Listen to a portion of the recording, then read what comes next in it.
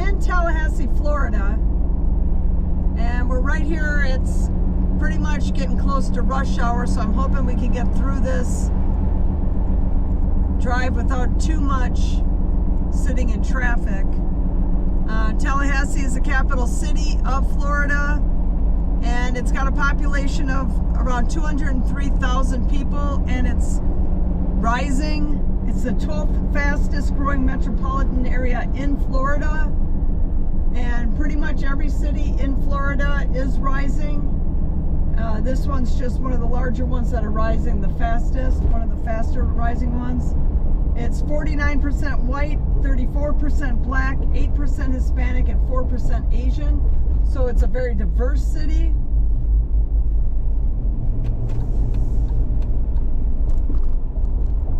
And Florida A&M University is considered the largest historically black university in the country.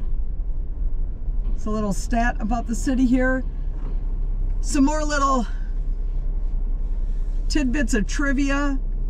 The name Tallahassee comes from a Muskegon Indian word meaning old friends. And it's also believed that the first Christmas celebrated in America was observed in 1539 in what is now considered Tallahassee. So that was a little bit of trivia for you. The average age is 28, which is on the young side.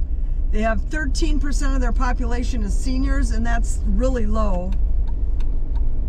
That building in front of us is really pretty.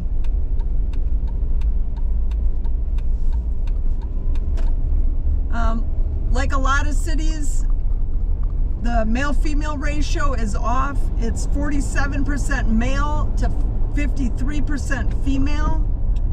And I looked to make sure that the U.S. population, like what the U.S. population is, and it's slightly larger, a female population to male, but it's like 50.2 to 48.8 or 49.8 or something like that.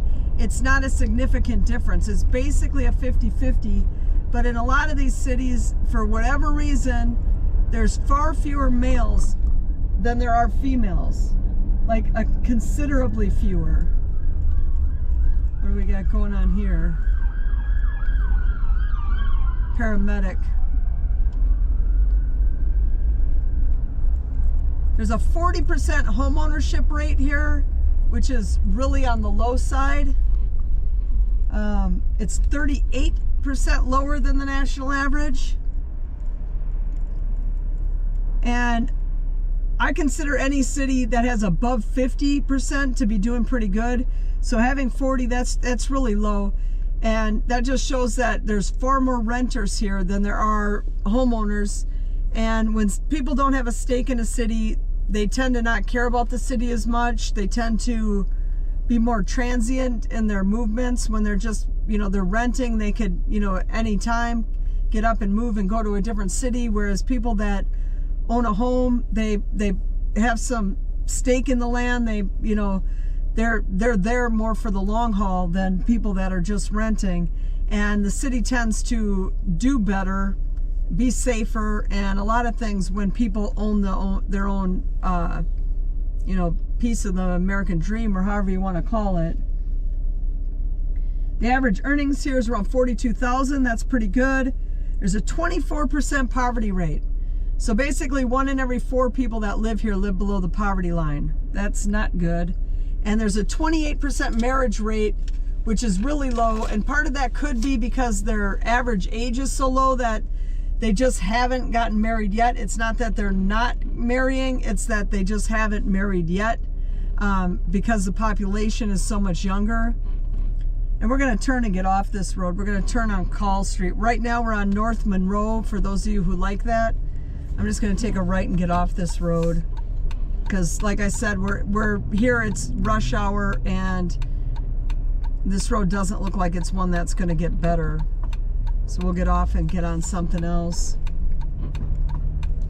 So 58% of the people that live here were born either in Tallahassee itself or in I think that dude's, I'm going the right way. That dude, I think, is, I don't know what she's doing. I called her a dude. Sorry, lady.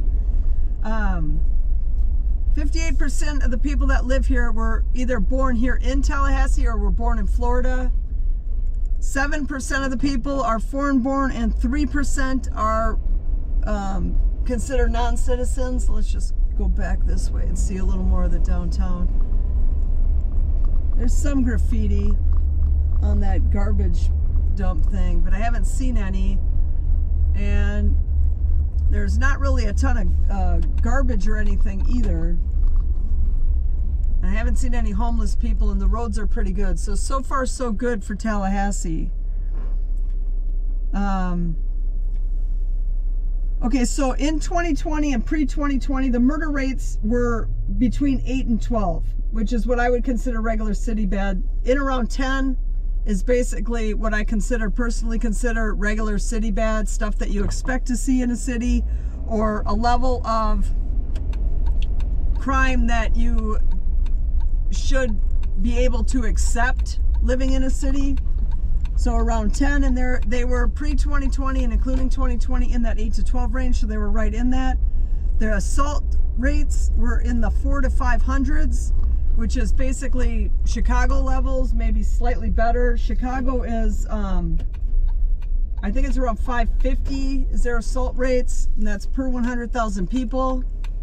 So they must, around Chicago levels, are slightly better than Chicago levels for assaults here. Their theft rates are in the 2,000s to 4,000s, which is high. Not horribly high, but the 4,000 that's starting to push it. And then, like most cities in Florida, they stopped reporting after 2020. 2020 got bad. And then in 2021, many cities, the crime just skyrocketed. The murders, the assaults, everything went way up.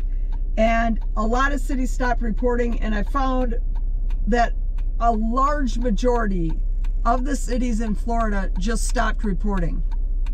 They didn't report in 2021, and they still haven't reported today. They just stopped reporting. And when you have a city that was reporting regularly every year and then they stop, you have to wonder, why did they stop? So I'm assuming the crime got out of control here. The population was rising, people were moving here, and they didn't want to deter people from moving here. So they stopped reporting the crime, because if people don't know about it, I guess it didn't happen. And that's just kind of the way things are going these days, is the FBI, for whatever reason, lets these people get away with not reporting it.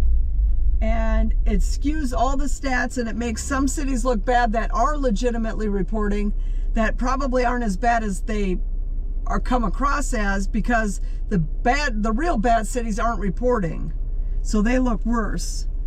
So anyway, the schools here, 54% of the kids graduate proficient at reading and math, which is really good. 55% in the state of Florida on average graduate at a 12th grade level, and in America it's only 48%. So in Tallahassee, as well as the state of Florida, they graduate more kids at a 12th grade level for reading and math than the US average. So they're doing good in that regard. 90% of the people that live here completed 8th grade. 89% graduated high school. That is a very large number. It doesn't sound like it, but that is a very large number for America these days. 89% is actually kind of a huge number. A lot of cities are in the 70s and low 80s. So 89% is a big number to have high school grads. And to show how well educated this city is, 48%, almost half of the people that live here that are of an age where they could have gone to college, have completed a bachelor's degree or higher. So Tallahassee is a very well-educated city. And for whatever reason, they stopped submitting their crime data, so we don't know what their crime actually is here.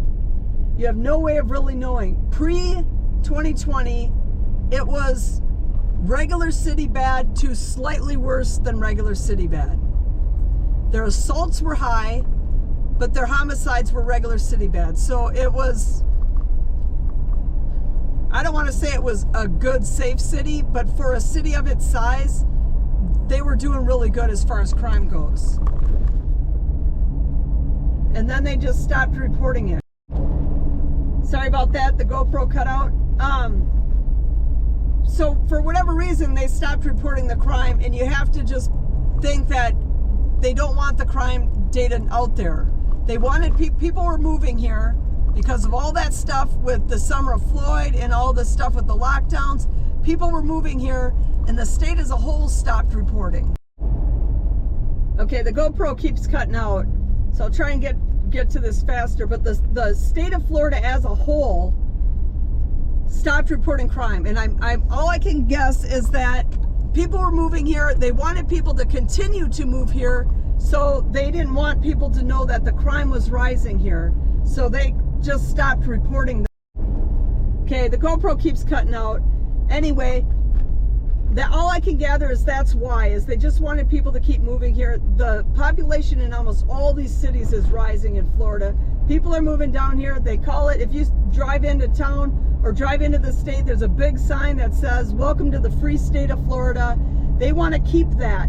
They want to keep that. They want people to keep coming, and they don't want people to know that there's crime here, so the state as a whole is not reporting it, Tallahassee included. Most of the cities don't report the crime. The worst of the worst cities certainly are not reporting the crime, and you know, Tallahassee is no different. I don't think the crime here is probably as bad as a lot of other cities in Florida, but there's no way to really know. We can only go by what it was pre, and then know that they stopped for a reason. And I don't know how big of a tourist city Tallahassee is, but it definitely, the population is rising and people are moving here, and they want to keep that trend going. So I'm going to let this play out for just a couple seconds because we're hitting the traffic here, and the GoPro's going to cut out again. I don't trust it anymore. So hope you got something out of this video about Tallahassee, and if you did, hit that subscribe button, hit that like button, and thanks for watching.